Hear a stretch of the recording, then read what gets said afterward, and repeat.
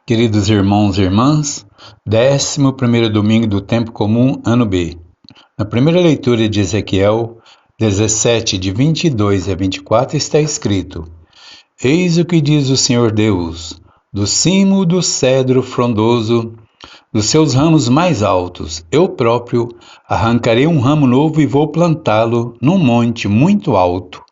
Na excelsa montanha de Israel o plantarei, e ele lançará ramo e dará frutos, e tornar-se-á um cedro majestoso. Nele farão ninho todas as aves, toda espécie de pássaros habitará à sombra de seus ramos. E todas as árvores do campo hão de saber que eu sou o Senhor. Humilho a árvore elevada e elevo a árvore modesta. Faço secar a árvore verde e reverdeço a árvore seca. Eu, o Senhor, digo e faço.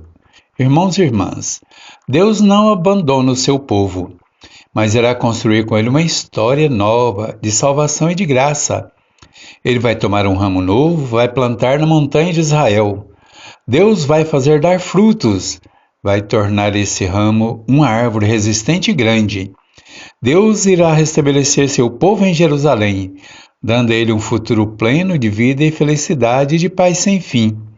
Deus é o Senhor da história humana e conduz sempre a caminhada dos homens de acordo com seu plano. Os impérios nada podem contra o nosso Deus, que é o Senhor de toda a vida e que, com paciência e amor, vai concretizando o seu projeto, pois ele é fiel às suas promessas.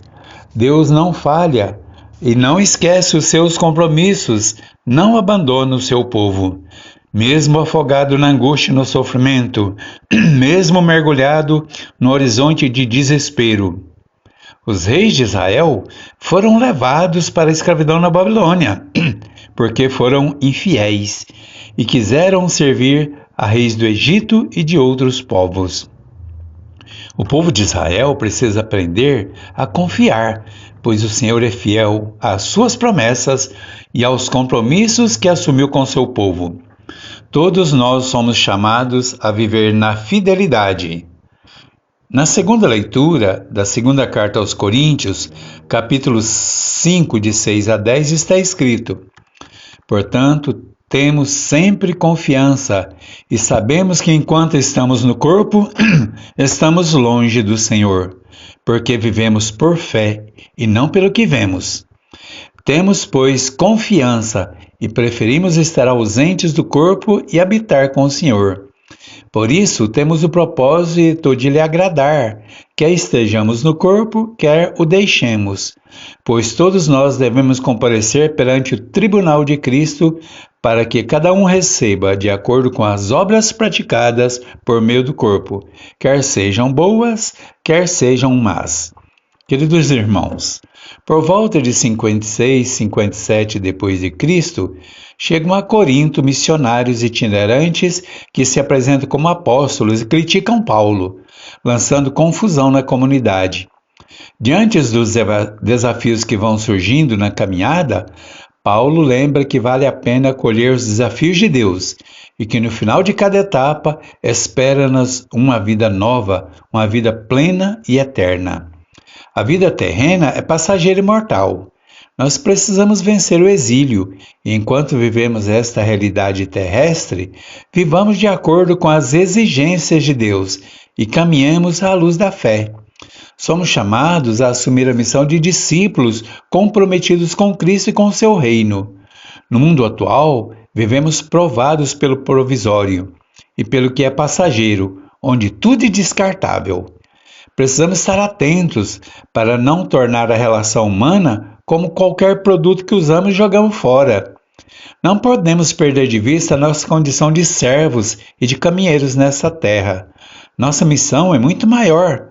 Nossa missão é sublime e deve estar alicerçada nos valores bíblicos e na espiritualidade verdadeira. Precisamos estar abertos para a vivência de vida no Espírito. Problema nós sempre teremos, e dificuldades estarão sempre batendo à nossa porta.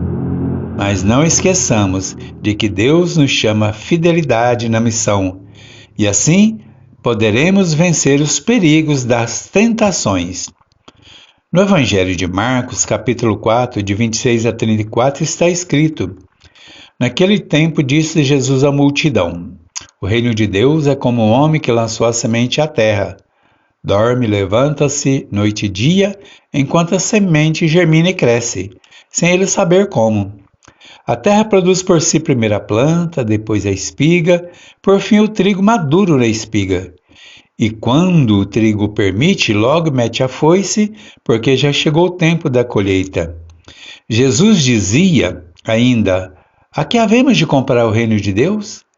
Em que parábola o havemos de apresentar? É como um grão de mostarda, que ao ser semeado na terra, é a menor de todas as sementes que há sobre a terra. Mas depois de semeado, começa a crescer e torna-se a maior de todas as plantas da horta, estendendo de tal forma os seus ramos que as aves do céu podem abrigar-se à sua sombra. Jesus pregava-lhes a palavra de Deus com muitas parábolas, conforme eram capazes de entender, e não lhes falava senão em parábolas, mas em particular, depois explicava tudo aos seus discípulos. Irmãos e irmãs, Marco revela, com palavras e gestos, a forma como Jesus anuncia um mundo novo, livre do egoísmo, da opressão, da injustiça e de tudo que escraviza. Para ser entendido por todos, Jesus utilizou parábolas, por ser uma linguagem comum entre o povo daquele tempo, por fazer uso de imagens e de comparações, por fazer uso de alegorias, coisas que eram de fácil compreensão. As parábolas eram muito subversivas, pois ensinavam o povo a pensar, a ser crítico, a descobrir onde está a verdade. Assim, dá para compreender o quanto Jesus incomodava os defensores da velha ordem estabelecida pelo templo e pelo poder político. Hoje, no Brasil, o governo quer acabar com a filosofia e com a sociologia, pois são disciplinas que nos levam a pensar e a questionar a realidade, e isso incomoda o poder que se sente inquestionável. Assim como no tempo dos faraós, dos imperadores romanos e dos sumos sacerdotes, o povo não podia enxergar saída.